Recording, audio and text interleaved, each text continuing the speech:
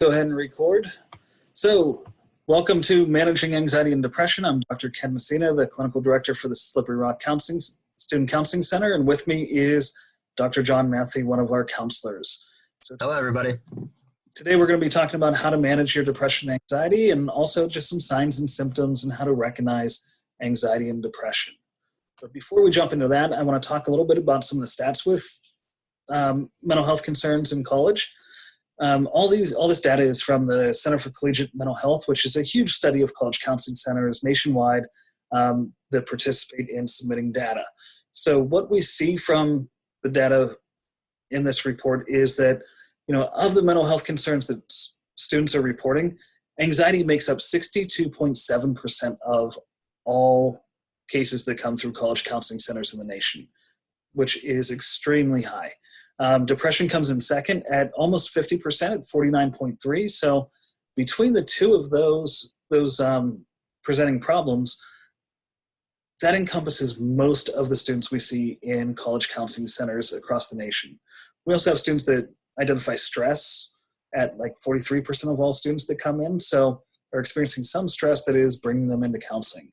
And we see, suicidality 10.3% and self-injurious thoughts and behavior, 6.1%. These are linked to usually depression or anxiety. So we have about a little bit more than average from what the national stats are when we see these two things on college campuses. And if you look at the chart here, this is actually pulled directly from that Collegiate Mental Health report. You can see all the different presenting problems and reasons people come in by percentage, with that anxiety and depression at the very top. And stress followed quickly afterwards. So you can see out of everything that anxiety and depression make up a significant portion. And then we can see that anxiety, we can break that down even more specifically, and we see that generalized anxiety ends up becoming the predominant thing that students are coming into counseling centers for. So Dr. Matthew's going to dive into, what depression is and talk a little bit about that for us, John. Yeah. So depression, what is it? And we're kind of, given a nice overview of what this is, and kind of the way we're breaking it down, is depression it negatively affects, how you feel, how you think, and how you act. Depression causes, these feelings of sadness or these loss of interest in activities that, you once enjoyed. And there's and we'll talk a little briefly about some of these things coming up, is, this emotional and physical problems that, in the way decreases your function at work, at school, at home, with relationships, and a lot of other things that are part of your life. So when we're talking about the symptoms of depression, and again, to make this broad, it can be different for everybody. But kind of like the first two are the big ones that, as clinicians, we see, right? And that's that feeling sad or having this depressed mood, right? And the second one is loss of interest or pleasure in activities you once enjoyed. So if you were really into, sports and athletics, and then all of a sudden you just aren't doing that stuff anymore, those are some things that, for you to be mindful of, and kind of like seeing what your mood is and such. Other symptoms that we do talk about, as clinicians, that we do see at the college level, changes in appetite, and this can be a weight loss or gain, and it's unrelated to, dieting or, the way that you're eating, anything like that. Sleep trouble is always something that comes up, and that could be sleeping too much, sleeping too little. Loss of energy, increased fatigue, so tiredness, feeling worthless or guilty, difficulty thinking, concentrating, or even just making everyday decisions. And then, the big one that we always, we take very, very serious is, thoughts of death or suicide. Mm-hmm. Now, even if you have all these, that doesn't necessarily mean that you qualify for a diagnosis of depression, but it's definitely a starting point to start having those discussions with a counselor. Yeah. So the risk factors, and this is something that we're not putting I never like to think of this as like, hey, if these certain things have happened to you in life, it does not mean that you're going to have depression or be depressed or anything like that. But it's just always things that, we like to educate on and be mindful of, right? And kind of that big overall thing is, depression can happen at any age. But often it begins in an adulthood, right? And in college, there's a lot of different changes, a lot of things that are going on that, are completely different, right? And with those changes sometimes comes different feelings and emotions. So, some major risk factors that we include is, a personal or family history of depression, and that's kind of like that biology genetic side. And again, that doesn't mean if you've had a parent or a grandparent or a great-grandparent that suffered from depression or anything like that, that does not mean that you're going to have depression.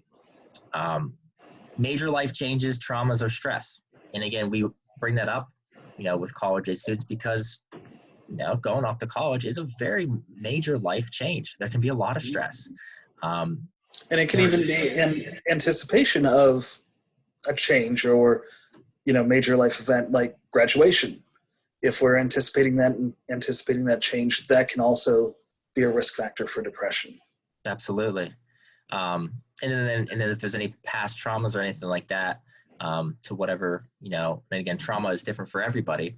And it's always something just to think about in your life. And the last one is, certain physical illnesses and medications. Of course, as a lot of us know, there are some medications that can cause us to feel different. And physical illnesses, an example like, a concussion or a brain injury, that can cause us to be to be acting different and to be depressed, or even if we're just really sick, change our mood. And we also know that if there's any chronic pain and depression are tied together quite closely, especially when we're dealing with long-term chronic pain. We know that the chances of someone experiencing depression with that go up significantly. So anything chronic pain or anything that limits mobility or your ability to interact or do anything physical increase that risk factor. So we get into, anxiety and what anxiety is. Anxiety is just your body's natural response to stress. It's a feeling of fear or apprehension about what's to come. And in college, there's a lot of things that are stressors, and anxiety as opposed to stress, anxiety is kind of the next step when you're stressed. If they're extreme, they can start interfering with your life and can disrupt your life. We think about stress in college sometimes about like assignments and getting work done. I look at it as, anxiety, when it starts to interfere, it can actually slow down your work getting done. If we look at the guy in the picture here, which is why I picked him, usually when we start experiencing anxiety around schoolwork, it takes us more time to even get started on that schoolwork because of all the anxious thoughts that are going through our heads. So it actually delays your productivity and your ability to, get assignments done, which then you have less time to do all the things that you want to do. And it creates that constant pressure and worry about it. So that feeling of nervousness, that feeling of stress, that can all lead to anxiety. So when talking about anxiety, there's a number of symptoms that people feel.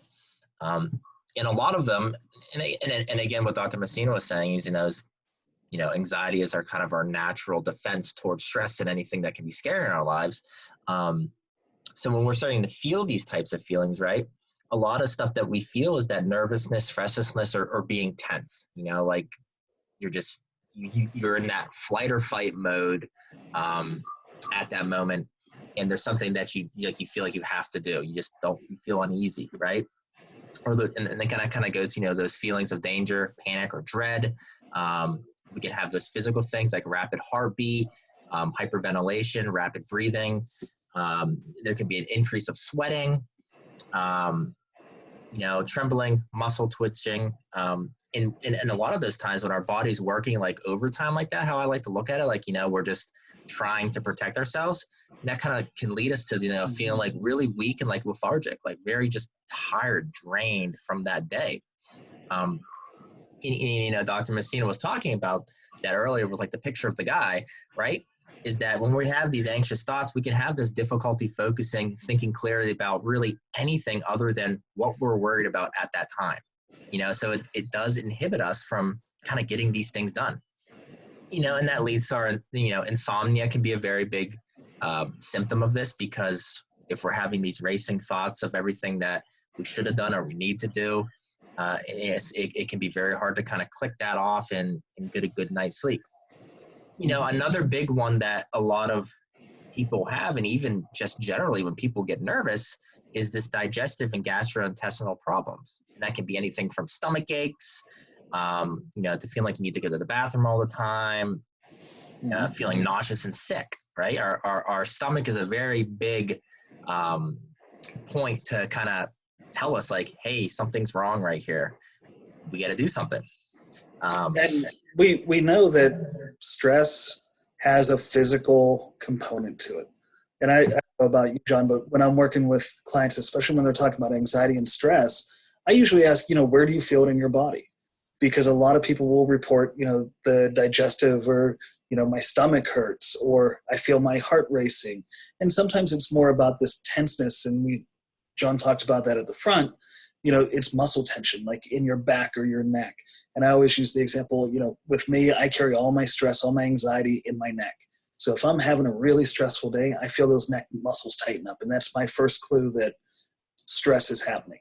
For others, it might be that upset stomach, or, you know, some other physical kind of marker of I'm getting too stressed.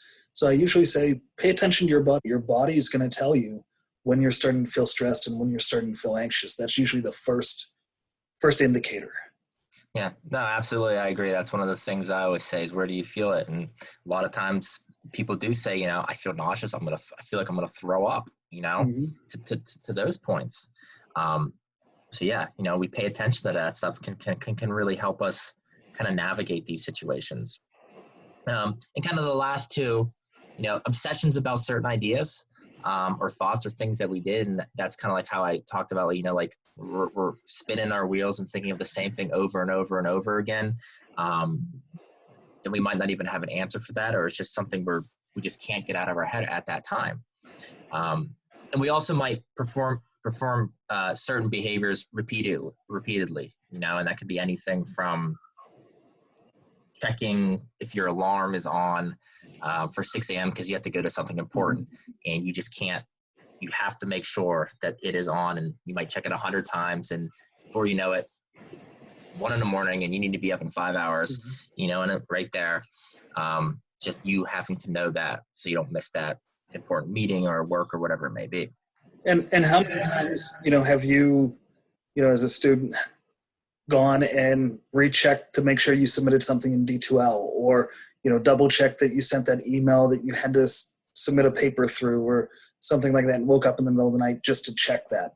You know, that's one of those signs of those repeated behaviors as well. So something that was that we added on here was, you know, kind of it goes with anxiety very well. And again, not everybody that has anxiety experiences panic attacks, you know, and some people just have panic attacks and don't have any other really issues with anxiety. I mean, so this is something that at least I know from a clinician standpoint, it's a question I always ask students if they are experiencing any anxiety or anything, is like, you know, do you have panic attacks or anxiety attacks? You know, the wording is different, but they mean the same things. So that was just something we wanted to add on here. You know, in a panic attack, you know, is a sudden onset of fear or distress, you know, that peaks in minutes and involves experiencing at least 4 of the following symptoms, right? And we say when it peaks in minutes is that, you know, a panic attack is something that lasts for 3 hours. You know, this is an intense feeling of distress and anxiety, you know, that usually can maybe go to maybe, you know, like 7 to 10 minutes, depending on kind of what's going on. Usually for a lot of individuals that I have seen, you know, they might only last maybe from 3 to 4 minutes to 5 minutes of just this very intense anxiety. But because it's so intense, if you're experiencing it, it can feel like hours. Yes, absolutely. in reality, if you put it into perspective, it's just going to last 10 minutes. And usually it's going to peak and then it's going to come back down. So once it peaks, you've kind of made it over the hump and you're going to be coming back down again.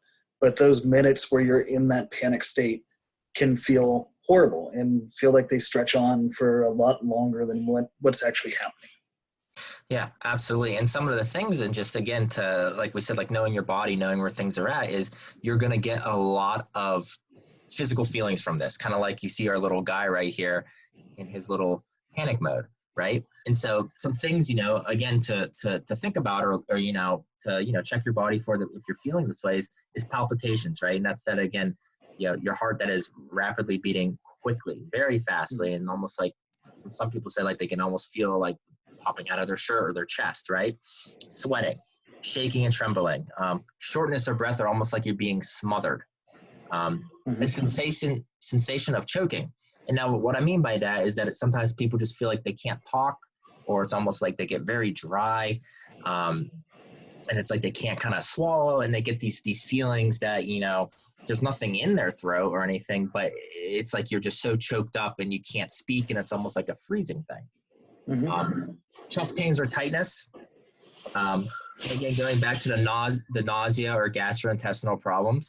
And, with a panic attack, a lot of people will get that feeling of they feel like they will throw up because it's so intense that your body just is almost like rejecting a lot of different things. Dizziness, lightheadedness, or feeling faint, feeling hot or cold. Again, numbness or tingling. We call that paresthesia. Feeling detached from oneself or reality. And we call this depersonalization or derealization. And that's kind of like one of these things is that, I always put this in references, like if you're having like say a panic attack and it's in a crowd of people, it's almost like you're just not there anymore. It's like you're going through all this stuff and nothing around you it's not saying that it's not real, but it's kind of like you're just focused on all these things that are going on right now with you, that you're just kind of out of the reality of what's happening at that time. And some people will describe it too as almost like an out-of-body experience where they're able to actually see, what's going on with them, but they feel like they're out of control of it, or they're just watching it, almost like you're viewing somebody else. Yeah, and that's kind of leads us to, that fear of going crazy or losing that control, because at that time, and again, when I've talked to students that, they've never had a panic attack before, is they said, I thought I was going crazy. Like I all these things were going through my head. My body was feeling all these ways. I didn't know what was happening.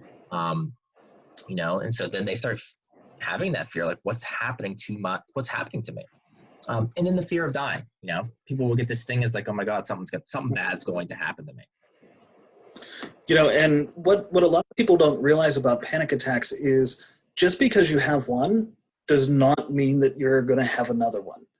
There are plenty of people that have had a panic attack, never had one before, and never had one after. So sometimes it can be a one-off thing. It's just almost a culmination of certain stressors and anxieties and other factors all at once. And sometimes it's a more common occurrence for other people. So there's really not a good rhyme or reason to why that occurs, but sometimes it can just be a one-off thing.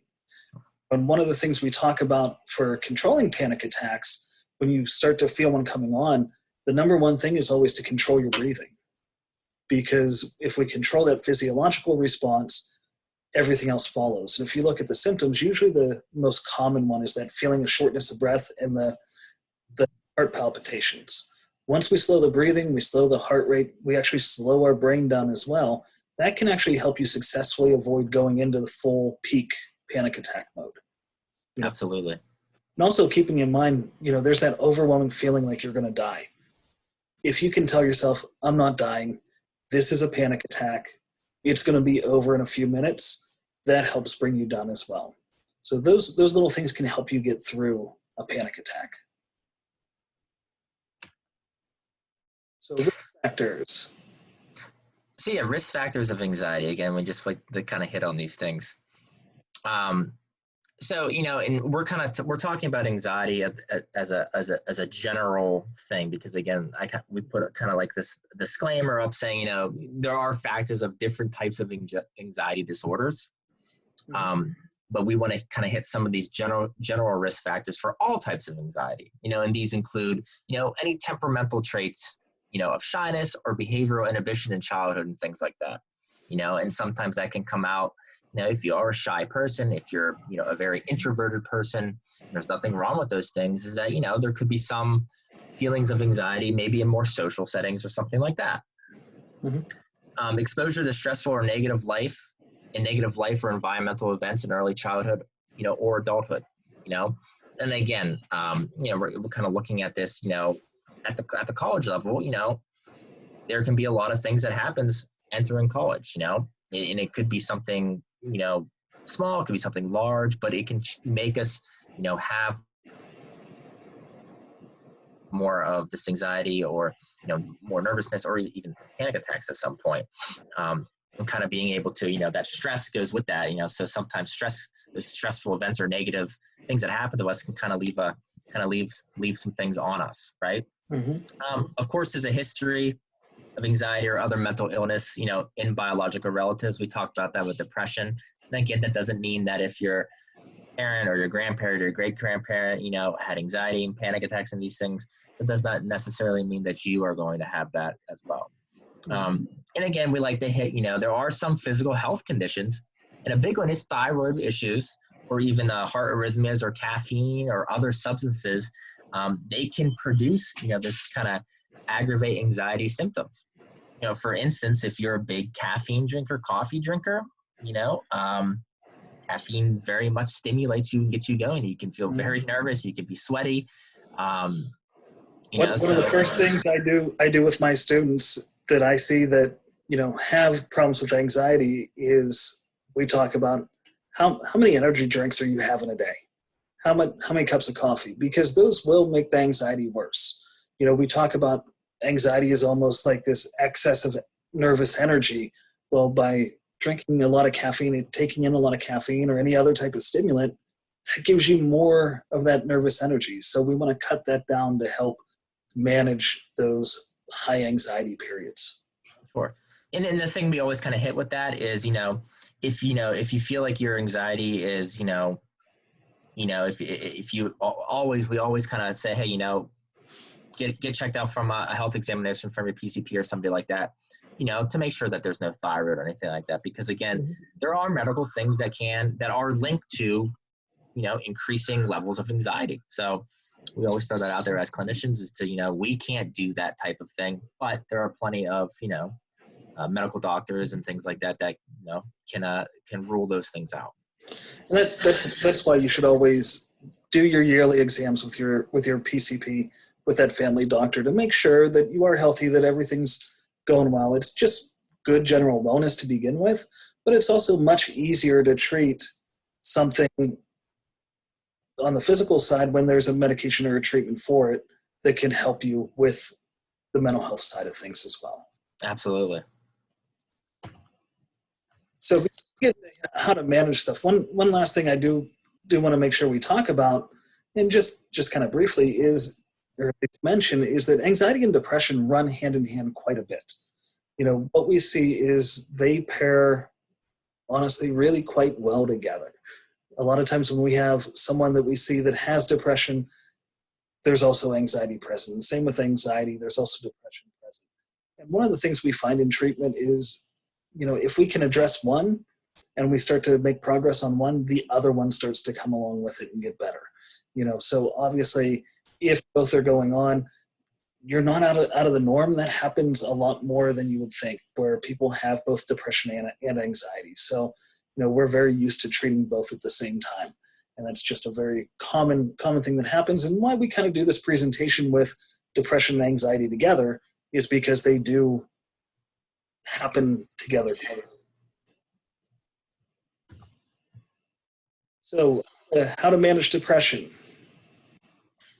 So when we're managing depression, right, and kind of the route that we're looking at, this is things that, you can do on your own, or even things that we talk about, with students, right? And so these are things that I know sometimes by looking at it can be like, oh yeah, that's simple to do. But when you're in this state of, if you're really low, really down, sometimes it can be harder than you think to do these tasks that can be very much life changing. So the first one that we're talking about is like taking control of controllable things in our life, right? So looking at that, there's only so much things we can actually control in our lives. And a lot of that is how we feel about things, what we do as a person. You can't control what someone thinks about you. You can't control how someone talks to you. You can't control the weather. So if we can at least feel like, hey, I got complete control over myself, how I think about this, something happened, I got a bad grade on a test, I can control that and say, okay, well, maybe I'll study an hour longer, each night and something like that. So being able to have that sense that there are things that we can have control over, can help us say, okay, well, then I can have some control over my feelings of feeling down or feeling sad, and I can work on that stuff. Mm-hmm. And we can't always control what happens, but we can always control how we respond. Yes. That's one of the most controllable things we have, isn't, what happens to us, but it's how we respond to what happens. And that's always one of the first things I'll always talk to students about is they'll give kind of a story of something that has happened. And I say, okay, what'd you do? Mm-hmm. Well, I got really upset about this, and then we could talk about other ways like, oh, why is if you would have done it this way, or what's the choice you're going to do? How do you want this to kind of end? Right. Mm-hmm. And so the next thing is I know it sounds silly, but getting good sleep. Right. And we talk a lot about, I know I've done a couple things with another counselor about just stress, and we talked about sleep hygiene, right? Adequate sleep is very important. And I understand at the college, there's a lot of things going on, and you might not always be getting, a nice healthy dose of, 6 to 8 hours of sleep a night, and that's something that, I always we all like to talk about actually is notice how's your sleep going, So maybe you're sleeping 14 hours a night. I mean, and that's not that good for you either, because, when you sleep too much, then you're kind of groggy and fatigued in the morning, but getting that happy balance of where you're at, can really change the mood and the outlook and really like feeling refreshed. Right. And that a lot of times getting good sleep kind of can start off with, what we call sleep hygiene of, forming some kind of routine before you go to bed. And that might be, brushing your teeth, taking a shower, maybe you read a chapter of a book you like for pleasure, or listen to music or whatever it may be until you, get ready to get in bed and, go to sleep. And a lot of people think 8 hours is that magic number, but it's really not. And it varies for everyone, and it can vary across your life. When you're younger, when you're a child, you need a lot more sleep. When you're older, in your 60s or your 70s, you need less sleep. So we talk about that healthy range, which is usually between 7 and 10 hours of sleep, but there's all outliers. What it's about is what John was talking about getting that restful sleep and feeling refreshed. That's how you figure out what your optimal sleep is. And when you're able to do that consistently, you're going to find that your mood actually improves. Yeah, absolutely. And so going with that, eating healthy. Now, I'm not saying you have to be the ultimate healthy eater out there. We all get that sometimes we can't get the most healthy meals if we have things going on. But, the saying you are what you eat, is not just something our parents have said to us or people that have taken care of us. It's very true. If you're putting, fresh foods in you, healthy foods, your body likes that. It's going to get more nutrients out of that. It's going to make you feel good. And again, I know that can be challenging, but even if it's just putting in something, some greens into your dinner or lunch, those things can help, or cutting back on pop, or sugar drinks or, energy drinks, stuff like that, as simple as even just drinking more water in a day, so, those foods can really help. And I'm never a person to say, well, just cut all this stuff out and only eat salads, because that can be very unrealistic, but at least trying to add some things into your life that may be a lot different for you you can kind of feel your body is almost like, wow, this is different, and you feel good about it. And if you're really struggling to determine what's healthy for you as far as eating goes, talk to your doctor. They can usually either get you on a plan that's a healthier eating plan, or set you up with a nutritionist or dietitian to really kind of map out what works for you. Absolutely. It's going to be a little bit different. Because everybody is different on that one. What I see healthy and what Dr. Messina seems healthy, it might be different, but one thing might work, and we all have these different things. So move, get some activity in your life.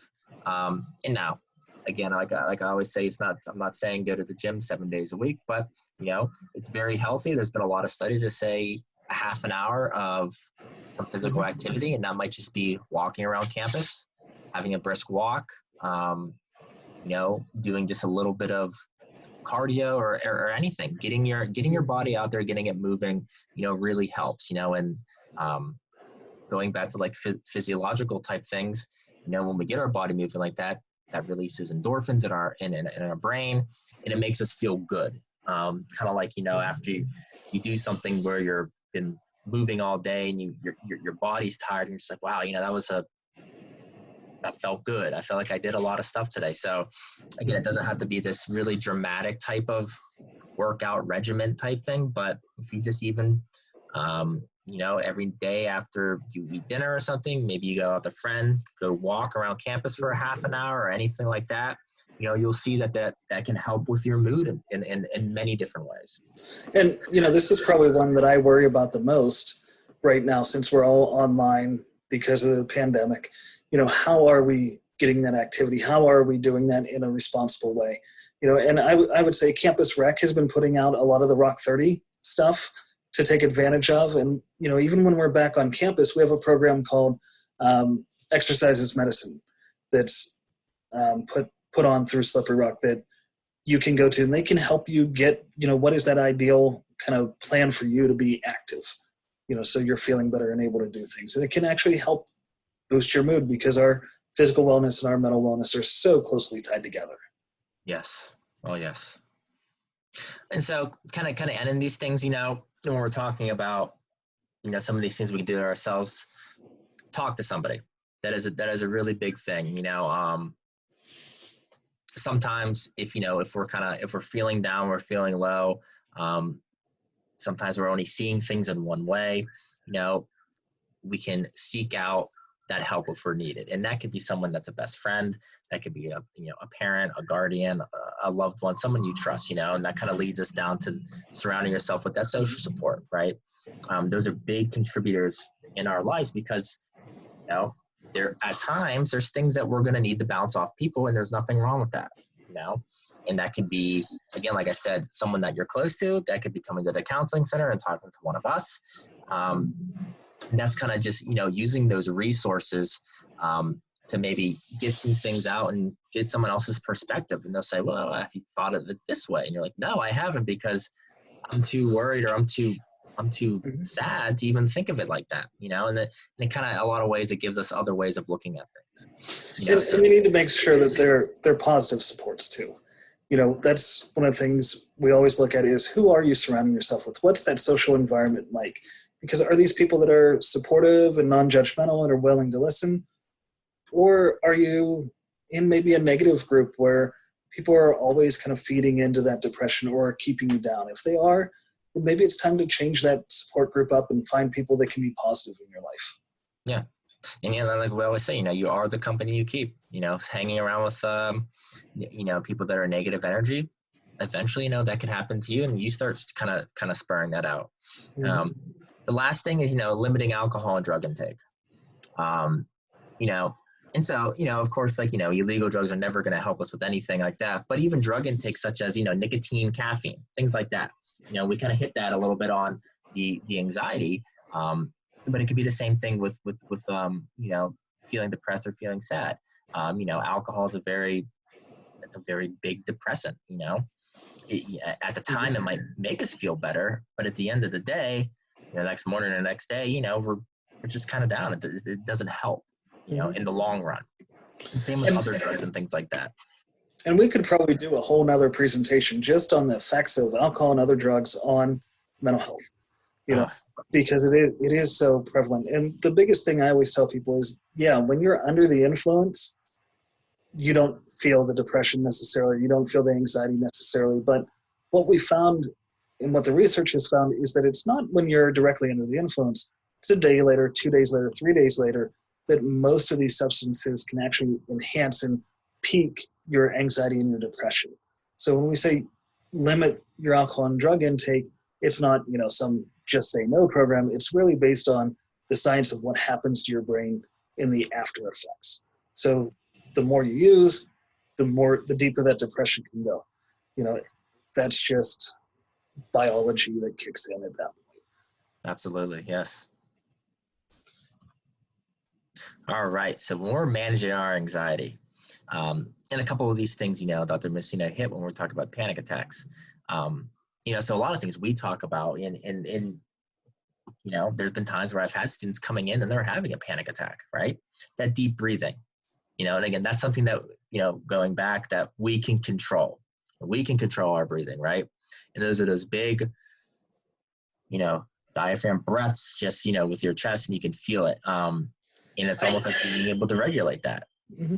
And I usually make sure that you're breathing correctly to reduce anxiety, because it's not just about taking the breaths. And when we do deep breathing correctly, we're diverting our focus as well.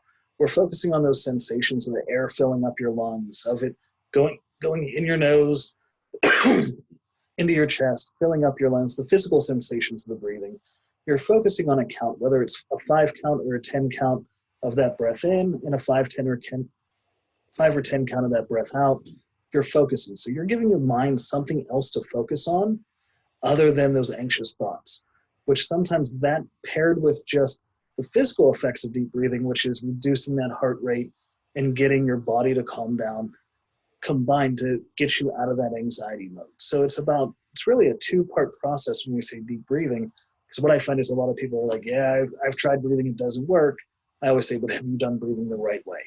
And that's part of it, is finding a breathing exercise that works for you to distract you mentally, but also to bring you down physically.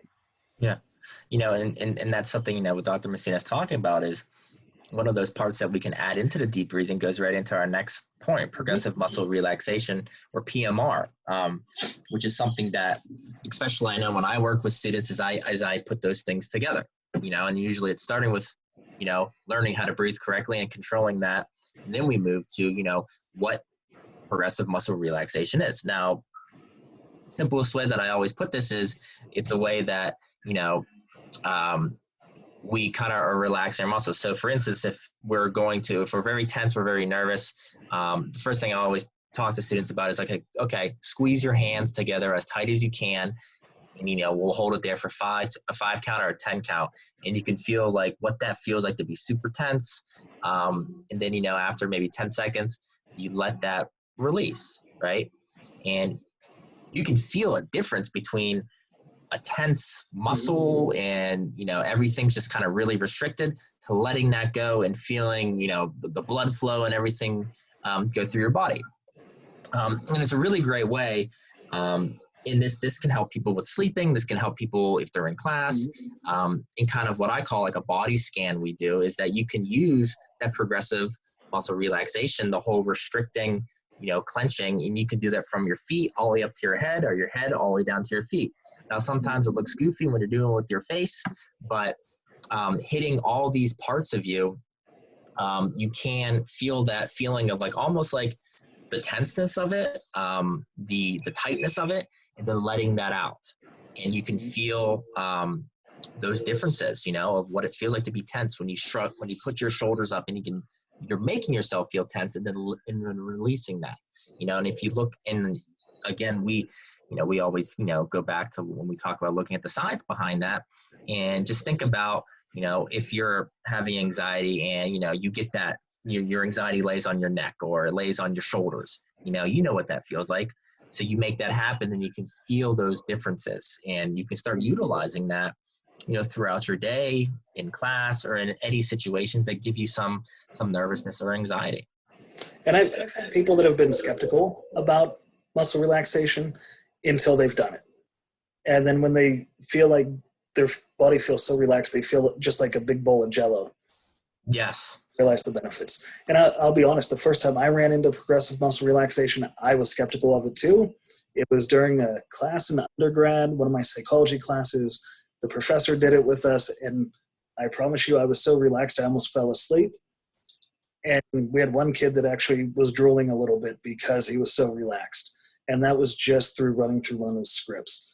You can find free ones all over the place. Online app stores have muscle relaxation apps and videos that you can use. Yeah, and to kind of follow up what Dr. Messina is saying is, it's like one of those things, kind of don't knock it till you try it, and especially if, of course, people always say, take deep breaths and stuff like that. But again, we're kind of saying like, breathing correctly or using progressive muscle relaxant correctly, and that's something that, if there are any questions, is that something that, we can talk about more and even in videos of like how to use PMR, so that's something that, please, if anybody ever has questions, you can always add a comment to anything or even just ask. And that's something that we can do. Yep. And the last 2 points here, the relaxation and meditation and the mindfulness activities, I think those are great things, not only if you're experiencing anxiety, but when you're doing those, you can actually use those as preventative. If you're doing those on a regular daily basis, it actually helps reduce the chances that you're going to experience anxiety at all, or that it's going to peak to the point it's problematic, because you're going to lower your baseline anxiety across the board. So when we can do prevention, we want to do prevention. So, that's the goal, is that you don't experience that discomfort. So if you meditate, relax, when we talk meditation could be prayer, it could be, more formal meditation, something like that. It doesn't really matter as long as it's getting that desired reduction of stress. Absolutely. Yeah. With mindfulness activities, what I'm going to do is I'm going to point you over to our TAL, our Therapy Assist Online, that you can find under our services on our website. If you're for an SRU student, it's free to sign up. They actually have some free mindfulness activities that you can do. Right now, they're free to the public. So if you go to the Therapy Assist Online website, you can actually find some free mindfulness activities. And it's also available as an app in both the App Store and Google Play. So you can download those. There's some that are specifically for when you're out walking and for helping you get to sleep. So I would really suggest using those and going to that TAL resource, since we have it for you to use it, download some of those mindfulness activities and use them just to reduce your stress altogether. We know finals are coming up starting tomorrow, so you may want to jump on those tonight.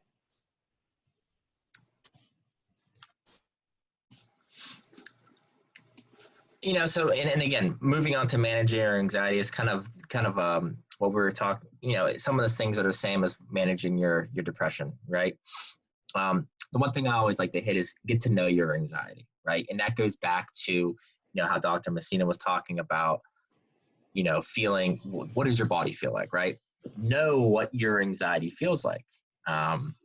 And sometimes that sounds weird saying that, but again, everybody kind of gets these different things. Some people might get the stomach ache. Some people might get headaches. Some people might, all these different symptoms.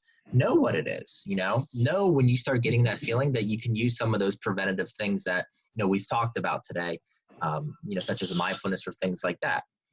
So know your triggers too. Yeah. What are those situations or those instances where you know it triggers your anxiety? Get to know those, because once you start to know those things, you can start to actively work against them, or actively work towards addressing them. And so going with that is that's we can challenge our self-talk, right? Because with anxiety, a lot of times that we might have this very negative self-talk, or we might catastrophize about something and everything's going to be just insanely terrible. And you yourself can say, well, is that realistic, or is that going to happen? So sometimes it's almost with yourself, you can almost have this internal dialogue and seeing, what is actually going to happen and how you're feeling.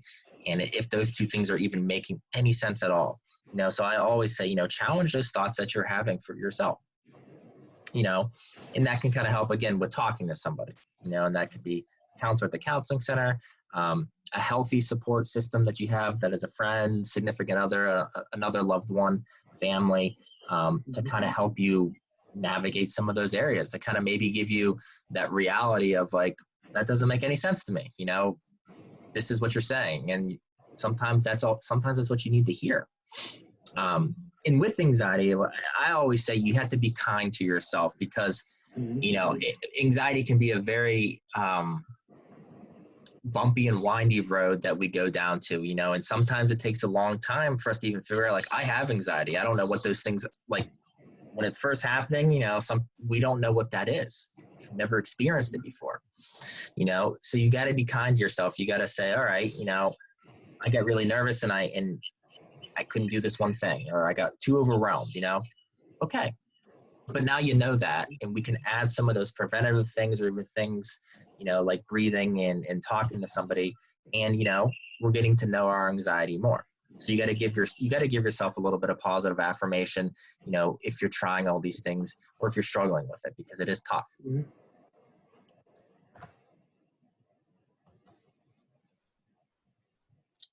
Our PowerPoint's stuck. Hold on. There we go. So if you're trying, you're finding you're just not making the progress you want, or it's becoming too overwhelming, whether it's depression, anxiety, or something completely different, reach out for help. You know, you can always call the counseling center. Our number's up here. You can also email us at scc@sru.edu, and someone will be there for you. You know, during the semester when we're open and physically, we have our walk-ins, so you can just stop in when we're open. We also have our student center that's open 24 hours right now with the distancing protocol in place. They're taking phone calls, but they're still open 24 hours. So you can always reach out and call them, or when we're back on campus, stop. We do use the Center for Community Resources, which is a 24/7 crisis line. So if you or somebody you know is struggling to the point where you're worried for their safety, or you don't feel like you can be safe, please use that crisis line. Or you can use the National Suicide Prevention line that's up there as well. If it is an absolute emergency where somebody or yourself are going to be hurt, if there's not immediate intervention, reach out to University Police or call 911 so somebody can get there immediately. We want to make sure everybody's safe, everybody's healthy, and that, you know, you're there tomorrow so we can work on this and help you get to the place where you're not feeling as stressed, you're not feeling as anxious, or you're not feeling as depressed, because that's really the end goal of counseling, which I always tell everybody is really weird. Our end goal is to never see you again. If we don't see you again, that means you're doing well. In 22 years of practicing, I have never once had somebody come into my office and say, you know, I really need to see a counselor today because my life is going so great, I had to share it with somebody. We come to counselors when we're hurting. And the best thing that we can see is that you've moved past that pain and you're able to manage life. So we want to get you to that point. And that's really what our job is to help you through these difficult times, so you don't need someone like us to help you through it. But if you do, that's why we're here. It's what we want to do. That's our passion. That's our life. So if you need help, give us a call. So right now we're going to turn off the recording, and you can always follow up with us at any time at the Counseling Center by shooting us an email at scc@sru.edu. And even if there's any questions after today, you can send those that way and somebody will respond to you. So thank you, and we will see you later.